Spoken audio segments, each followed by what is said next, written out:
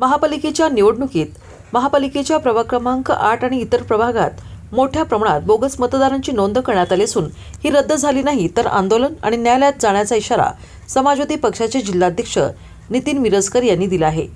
महापालिकेच्या कुपवाड विभागीय कार्यालयाचे सहाय्यक आयुक्त सचिन सागावकर यांची भेट घेऊन त्यांना निवेदन दिले। प्रभाग क्रमांक 8चे एक माजी नगरसेवक यांनी जत तालुक्यातील नावे नोंदवल्याची तसेच भाजपच्या नेत्यांनी मिरजेतील शैक्षणिक संकुलातील शिक्षक कर्मचारी यांची नावे प्रभाग क्रमांक 8 आणि 9 मध्ये नोंदवली असून त्यांचा स्वीय सहाय्यक राहण्यास मिरजेत आहे, मात्र त्यांचे नाव प्रभाग 9 मध्ये नोंदवले असल्याचे निवेदनात म्हटले आहे। विधानसभेच्या इच्छुक उमेदवारांनी आपण निवडणुकीला उभे राहणार असे गृहीत धरून महापालिकेच्या क्षेत्रात मोठ्या प्रमाणात बोगस नावे नोंदवली आहेत। महापालिकेच्या निवडणुकीत विधानसभेच्या यादीनुसार मतदान होणार असल्याने महापालिकेच्या निवडणुकीत हीच नावे आली असल्याने निवडणुकीला उभे राहणाऱ्या इच्छुक उमेदवारांमधून संताप व्यक्त करण्यात येत आहे। यावेळी मिरजकर यांनी सहाय्यक आयुक्तांशी संतप्तपणे आपले म्हणणे मांडले। ही यादी कलेक्टर ऑफिसमधून आलेली आहे। बोगस मतदारांची नावे द्या, BLO त्यांची शहानिशा करतील असे सांगितले। BLO पूर्ण क्षमतेने काम करत नाही, त्यामुळे ही नावे तशीच राहणार असून नावे नोंद करताना बोगस आधार कार्ड काढून त्याद्वारे नावे नोंद केली असून त्यांच्यावर कठोर कारवाई करावी, अन्यथा जनहित याचिका दाखल करण्याचा इशारा देत आंदोलनही करू असे सांगितले। यावेळी काँग्रेसचे रोहित ॲडव्होकेट अभिषेक खोत, सुनील घोडके उपस्थित होते।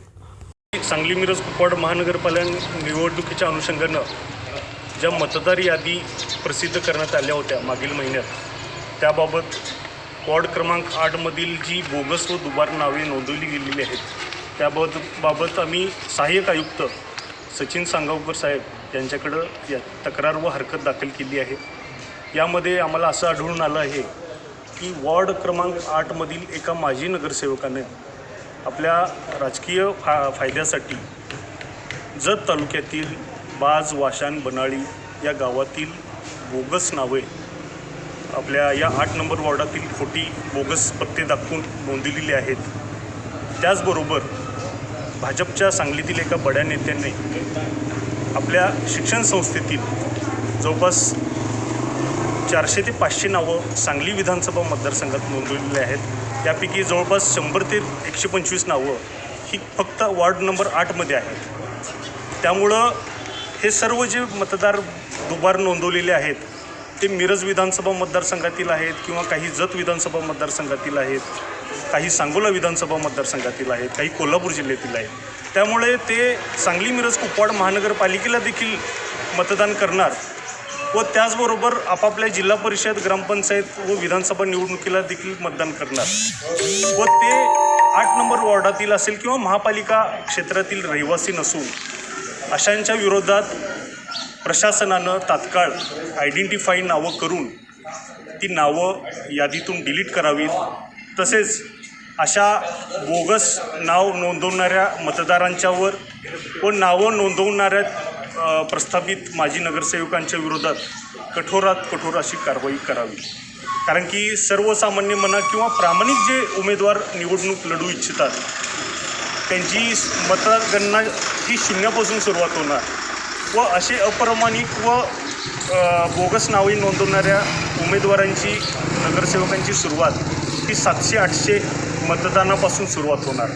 त्यामुळं या निवडणुकीमध्ये पारदर्शकता आणायची असेल तर अशी दुबार व बोगस नोंदवलेली नावे प्रशासनानं तात्काळ डिलीट करावीत। ही फक्त 8 वॉर्डात आहेत असं नाही, तर प्रभाग 1 पासून प्रभाग 20 पर्यंत ह्या 20 सगळ्या वॉर्डामध्ये किमान 500 ते जास्तीत जास्त 1000 बोगस नावे आहेत। काही कर्नाटक राज्यातील बेळगाव व विजापूर जिल्ह्यातील आहेत, तर सांगली जिल्ह्यातील इतर यांचा आधार कार्ड पण बोगस असणार का? यांचा आधार कार्डसुद्धा बोगस असणार, कारण की ही नावं नोंदवताना कलेक्टर ऑफिसच्या पुरवठा विभागातून नोंदवली गेलेली असणार। त्यामुळे त्यांचं रेशन कार्ड असेल किंवा आधार कार्ड त्यापैकी एक प्रत हे प्रशासन घेत असतं। त्यामुळं अधिकारी विदाऊट व्हेरिफिकेशन ही नावं नोंदवलेली आहेत असं हे आढळून येतं। त्यामुळं तुमची मागणी काय आहे? आमची मागणी ही आहे की ही महानगरपालिका निवडणुकीसाठी ही नावं वगळण्यात यावी, अन्यथा आम्ही हायकोर्टामध्ये महापालिका प्रशासन असेल किंवा निवडणूक विभाग असेल, निवडणूक आयोग असेल जो जिल्ह्याचा असेल किंवा राज्याचा, यांच्या विरोधात आम्ही याचिका दाखल करू व तोपर्यंत निवडणुका होऊ देणार नाही।